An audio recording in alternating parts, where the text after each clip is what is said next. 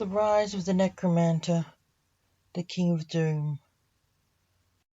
As the years pass, all grow older with time, as did the young Prince of Darkness, the grandson of the King of the Grim Reapers. He left behind the things of his childhood and became a youth. He put away his Gothic persona and clothes and became Mr. Average full time. His parents were no longer worried about him. He was a perfectly well-adjusted man. He took up the family business on the stage as an illusionist. Tonight was his first performance without his tutor, his father, a noted illusionist and mentalist. The young man thought he'd take a moment's rest before the show started. He sat in his dressing room in a chair and dropped off to sleep. He awoke screaming and finding he wasn't alone. His father was in the room. He'd come to tell him good luck before the show and had run into the room when he and everyone else in the building heard him screaming. Also in the room was his new wife and magician's assistant,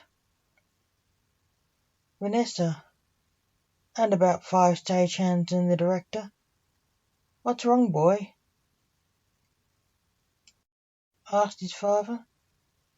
"I saw Vanessa die," said Lance Jr., totally panicking.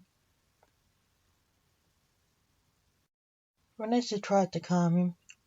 "It's all right, it was only a dream," she told him. "Yes, it was just a nightmare," said the director. "No, it wasn't. It's happening again, Dad," said Lance Jr.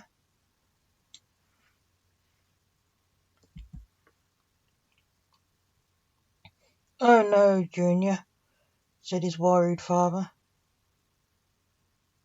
Lance Jr. was convinced by his vision. He refused point blank to perform ever again, out of fear he would kill his wife.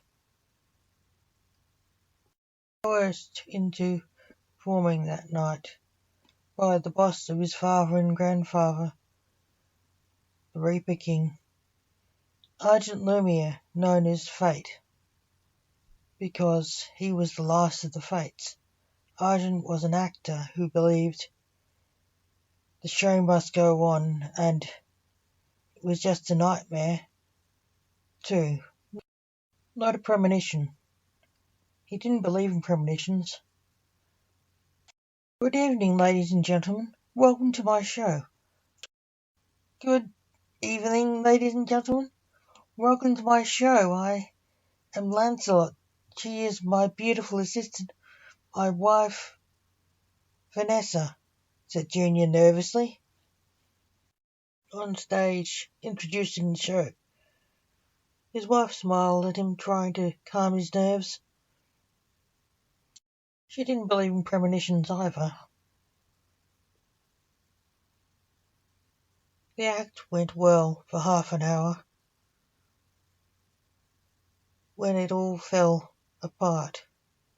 Junior was levitating his wife with a wire way up high, and the wire snapped. She fell hard on the stage, breaking her neck. Junior screamed, falling on his knees, cradling her in his arms, and kissed her. No, he screamed as he cried. Lance Senior materialized on stage by his side. "You can't have her," he shouted at his Reaper father. "She's gone, Junior," his father said. Let her go. Her husband was the one blamed for her death. At the police station in the morning, Junior sat, sadly sitting in an interview room, waiting for the police to come and ask him why he murdered his wife. 5 minutes later, in the room marched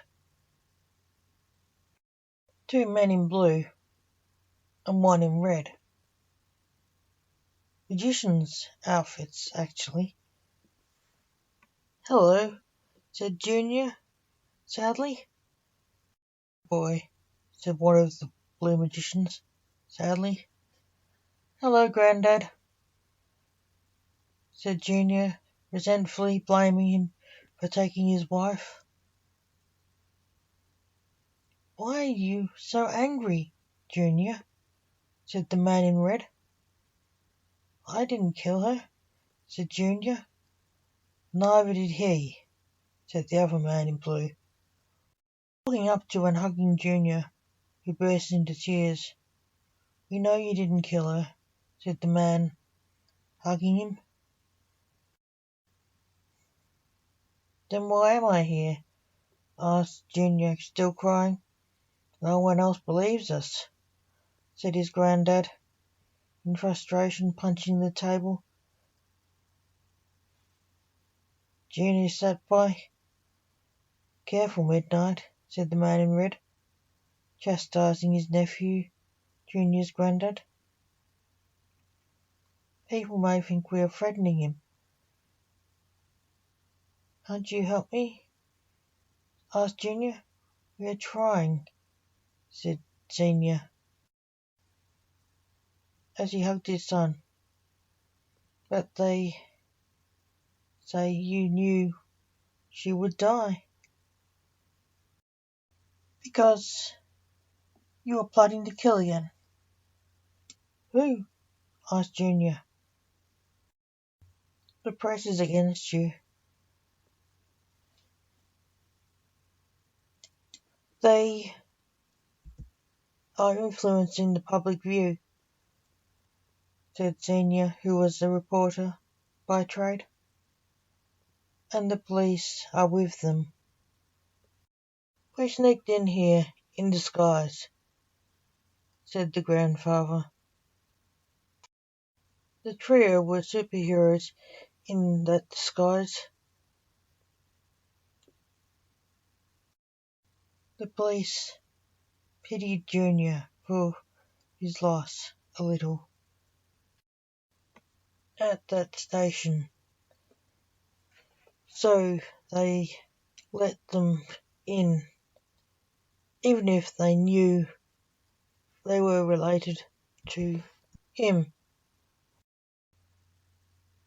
"Welcome to the Blake Report. I'm Dr. Blake Alexander," said Junior's granddad on his regular TV show. "I'm getting a lot of flack for my stance on the tragic death of my grandson's wife. He has been able to predict dark events since his teens. He famously predicted the murders of his then girlfriend Rebecca Adamson, the daughter of the local superhero the Masked Chicken, and the actor Jeremiah Jones, and a terrorist attack in Wool's supermarket in Charing Cross, which he prevented turning into a disaster.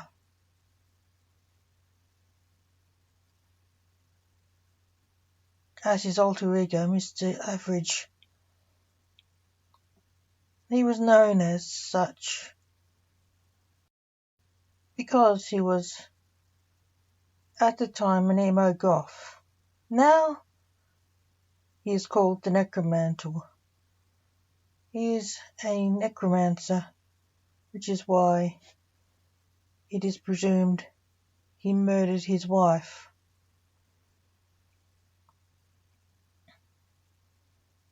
Because it was possible. He could have, if he wanted to, which is unlikely given the fact he himself had been adamant not to perform because of a vision he had before the performance of the fatal act. "Is the defendant ready to take the stand?" said the judge in the murder case. "Yes," said Junior awkwardly in the dock. "You can question him now, Crown Prosecutor," said the judge. "Thank you," said the prosecutor, walking up to the dock. "You are a necromancer, aren't you?" said the K.C. for the Crown. "Yes," said the Necromantor nervously. "Can you make things happen with your powers?" asked the K.C. "Yes," said the Necromantor. "You cut, say, a wire with them?" said the K.C. "Yes, but I didn't," admitted the Necromantor reluctantly.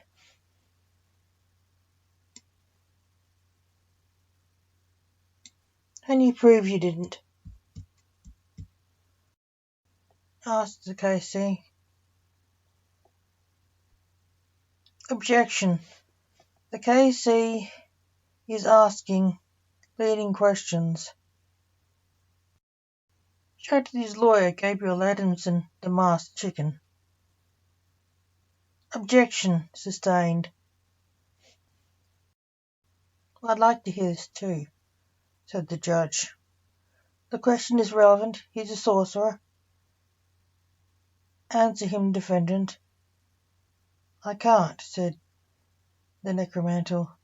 "You can't? You can't what?" asked the K.C. "I can't prove I didn't do what I was accused of." "But why would I tell people if I planned to kill anyone?" asked the Necromantor. "Because you wanted people to believe you were mad. Or it was an accident," said the K.C. "I object. That's speculation, Your Honour," shouted the chicken.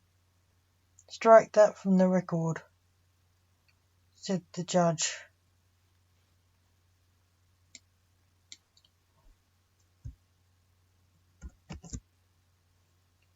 "The defence lawyer is his sidekick. Why are you even listening to him?" snapped the K.C. "How dare you? He's my sidekick," shouted the chicken. Actually, the K.C. was right. "This is contempt of court. It is irrelevant," said the judge. "Were you not accused of the murder of your partner, Rebecca Adamson?" asked the K.C. "Yes, but I was cleared," said the Necromantor awkwardly, looking at her father, his lawyer. "How dare you bring that up?" the chicken shouted at the K.C. "Contempt of court," said the judge. "Not a bad idea. She's a sore point to Gabriel, and he knows it. He's baiting the defence lawyer to get him disbarred or at least kicked out of court," said the Necromantor. "Objection, I'm not," shouted the K.C. "How do you know what he's doing?" asked the judge directly. "I read minds. A simple sorcerer's trick," said the Necromantor. "Oh, I forgot that," said the judge. "No, he's lying," said the K.C. The chicken glared at the K.C. "No, he's not," said the chicken. "How do you know?" asked the judge. "I'm a sorcerer too. I read minds," said the chicken.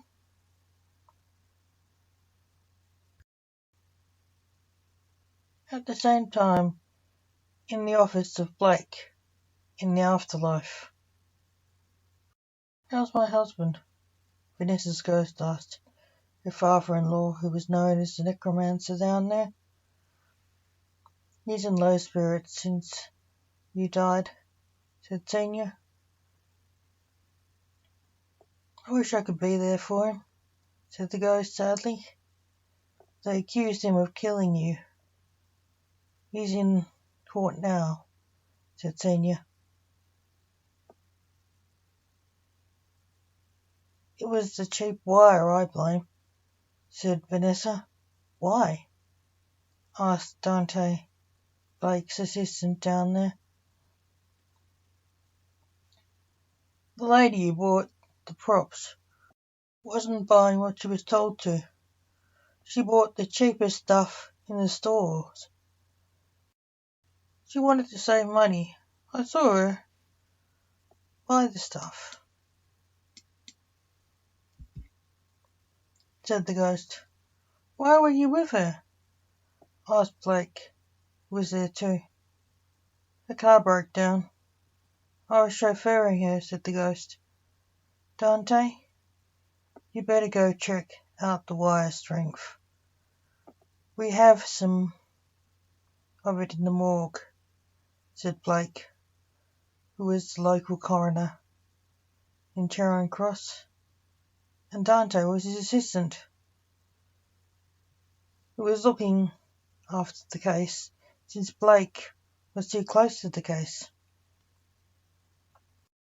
Dante left to test the wire strength and find out what happened in the living world. "Thank you. This should help clear his name," said Blake. Later that day, Dante wandered into the court. The chicken was interviewing the person who bought the props.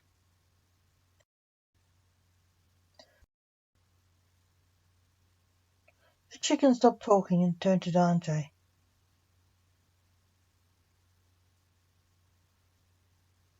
"We have some new evidence," said the chicken, walking to meet Dante. "What new evidence?" said the KC. "Dante told me he has solved the case," said the chicken.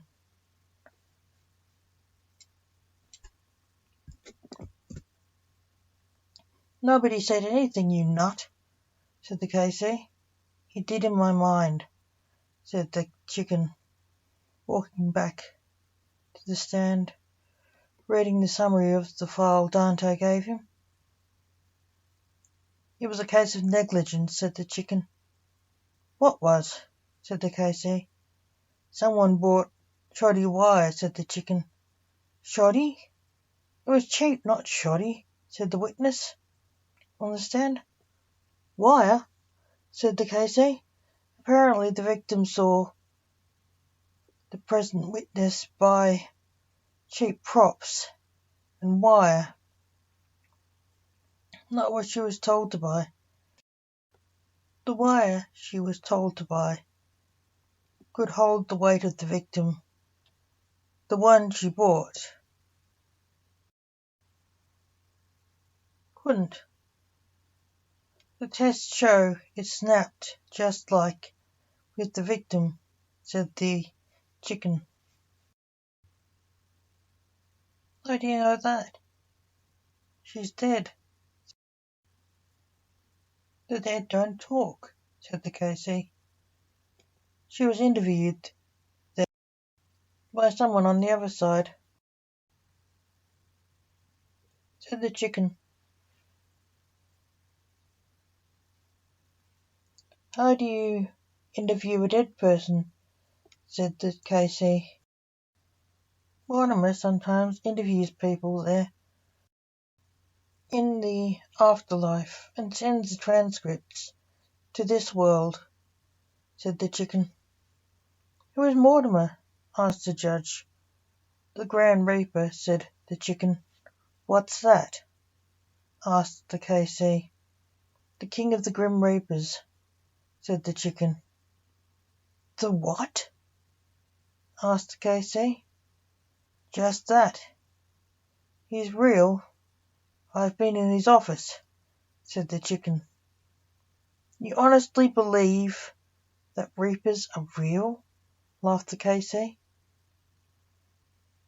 They are real, I know, Dante said darkly. How? Asked the Casey.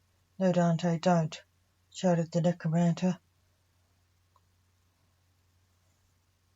They need proof, said Dante, his body dropping to the ground, dead. Standing in his place stood a grim reaper, his dead body teleporting away. He walked to the chicken. I spoke to the ghost of the victim and did tests on the wires here, said the reaper. Are you Mortimer? Asked the terrified Casey. No, I'm his assistant, said the Casey.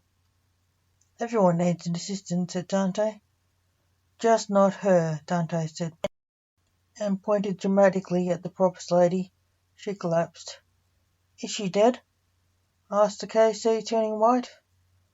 No, she just fainted, said Dante. I have that effect sometimes. What is your judgment? Asked the chicken. I judge the defendant innocent, said the judge, and the witness, Anna Jones, guilty of manslaughter. Take her away and look after her. How did you know about the Reaper? Asked Casey. I'm a necromancer, I sensed him, and read his mind, lied the necromancer. He knew his secret as a friend of Dante's. Thus the necromancer was cleared and came out as a doomsayer. He was called by some the King of Doom.